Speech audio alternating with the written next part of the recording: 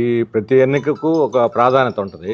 ఈ ఎన్నికల్లో కేంద్రంలో మోడీ మూడోసారి గెలిస్తే రాబోయేటువంటి ప్రమాదం మొత్తం ప్రజాస్వామ్యం, లౌకిక వ్యవస్థ, రాజ్యాంగం మౌలిక స్వభావమే మారిపోబోతున్నది. గత ఎన్నికలన్నీ కూడా ఎవరు గెలిచి ఎవరు ఓడినా కూడా అంతర్గతంగా ఉండే సమస్యలు తప్ప ఇప్పుడు అసలు మొత్తం సమాజాన్నే వెనక్కి నడిపించడానికి, రాజ్యాంగాన్ని స్వాతంత్ర పోరాటంలో మనం పోరాడి సాధించుకున్నటువంటి ఆ రాజ్యాంగాన్ని నలిపి చెత్తపుట్టలో వేయటానికి బీజేపీ ప్రయత్నం చేస్తా ఉన్నది. అందువల్ల అదే జరిగితే మరలా నెక్స్ట్ ప్రజాస్వామ్య హక్కులు ఉండవు, లౌకికవాదం ఉండదు. ఇది హిందుత్వ రాజ్యం కింద మార్చేయాలనే ప్రయత్నం చేస్తున్నారు. ఎమర్జెన్సీ కన్నా తీవ్రమైనటువంటి ప్రమాదం ఉన్నది. కాబట్టి ఆ రకంగా ఈ ఎన్నికల్లో ఆ బీజేపీని ఓడించడమే ప్రధానమైనటువంటి కర్తవ్యం అవుతుంది. కానీ కేంద్రంలో బీజేపీని ఓడించేంత ప్రత్యామ్నాయ శక్తులు ఉన్నాయంటారా? కాంగ్రెస్ కానివ్వండి, లేకపోతే ఇతర పార్టీలు కానివ్వండి. అంటే ఇండియా బ్లాక్ ఏర్పడిన తర్వాత బీజేపీకి పెద్ద సవాలు వచ్చింది. అది బీజేపీ కూడా డైరెక్ట్ గా కాకపోతే ఇండైరెక్ట్ యాక్సెప్ట్ చేసింది. ఎందుకంటే ఎన్డీఏని యాక్టివేట్ చేయడం, కొత్త మిత్రులను చేర్చుకోవటం, మేము గెలుస్తామని పదే పదే సీట్లు ప్రకటించడం, ఇండియా మీద పేరు వినటానికే భయపడిపోయి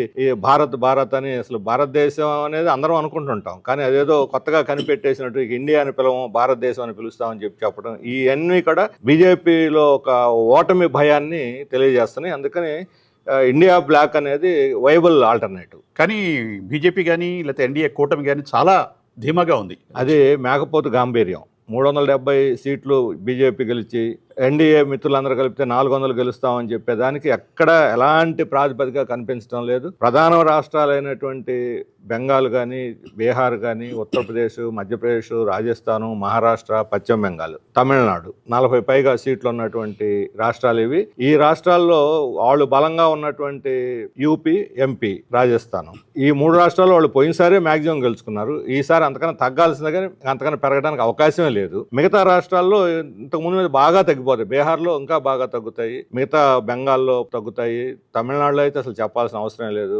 కాబట్టి వాళ్ళు మొత్తంగా చూసుకున్నా కూడా వాళ్ళకి 220 మించేటువంటి పరిస్థితి అక్కడ కనిపించడం లేదు. కానీ వాళ్ళు ప్రత్యక్షంగాను పరోక్షంగా చెప్పేది ఏంటంటే, మేము సౌత్ రాష్ట్రాల మీద మేము ఆధారపడలేదు, దక్షిణాది రాష్ట్రాలపై మాకు అసలు దృష్టే లేదు, మాకు ఉత్తరాది రాష్ట్రాల నుంచి లేదా మేము బలంగా ఉన్న కొన్ని గుజరాత్ లాంటి రాష్ట్రాలు, రాజస్థాన్ లాంటి రాష్ట్రాలతో మాకు చాలు అనేది వాళ్ళు మాట్లాడుతున్న విషయం. అది ఇప్పుడు వాళ్ళు ఏ రాష్ట్రాల మీద ఆధారపడతారో ఎక్కడ, అందరూ భారతదేశ ప్రజలే, అందరూ ఇదే సమస్యలు ఎదుర్కొంటున్నారు.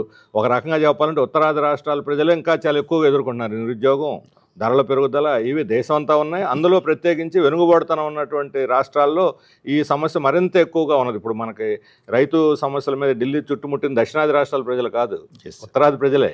అలాగే సమ్మెలు చేస్తున్నది ఉత్తరాది ప్రజలే.